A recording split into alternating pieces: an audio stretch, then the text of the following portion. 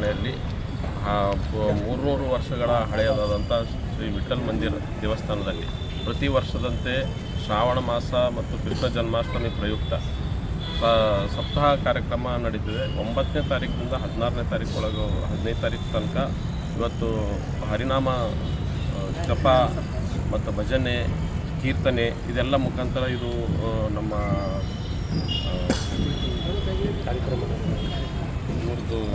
ರತನ್ ಮಾನೆ ಅವರ ಕುಟುಂಬದ ಸಾರಥ್ಯದಲ್ಲಿ ಶ್ರೀ ರಾಮ್ಬಾವು ಅವರ ಮಹಾರಾಜರ ನಿಂಬಾಳ್ಕರ್ ಅವರ ಮಾರ್ಗದರ್ಶನದಲ್ಲಿ ದಿನನಿತ್ಯ ಬೆಳಗ್ಗೆಯಿಂದ ಬೆಳಗಿನವರೆಗೂ ರಾತ್ರಿ ಸಪ್ತಾಹ ನಡೆಯುತ್ತದೆ.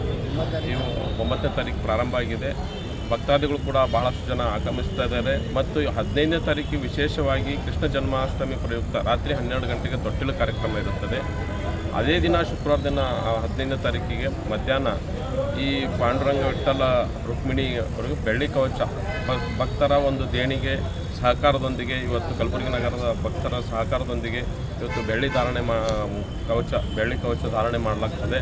ಹೆಚ್ಚಿನ ಸಂಖ್ಯೆಯಲ್ಲಿ ಭಕ್ತಾದಿಗಳು ಬರಬೇಕು. 16ನೇ ತಾರೀಕಿಗೆ ಬೆಳಗ್ಗೆ ರಥೋತ್ಸವ, ಪಲ್ಲಕ್ಕಿ ಉತ್ಸವ ಹಾಗೂ ಮೊಸರಿನ ಗಡಿಗೆ ಹೊಡೆಯುವ ಕಾರ್ಯಕ್ರಮ ಮಧ್ಯಾಹ್ನ 1 ಗಂಟೆಗೆ ಕಾರ್ಯಕ್ರಮ ಆಗ್ತದೆ. ಅದನ್ನು ಕೂಡ ಹೆಚ್ಚಿನ ಸಂಖ್ಯೆಯಲ್ಲಿ ಭಕ್ತಾದಿಗಳು ಆಗಮಿಸಬೇಕು. ತದನಂತರ ಪ್ರಸಾದ ವ್ಯವಸ್ಥೆ ಇರುತ್ತದೆ. ಸರ್, ಎಷ್ಟು ವರ್ಷದಿಂದ ಮಾಡ್ಕೋತಾ ಬರ್ತಾ ಇದ್ದೀವಿ ಸರ್ ಪೂಜಾ ಪುನಸ್ಕಾರ ಆಗಿರ್ಬೋದು?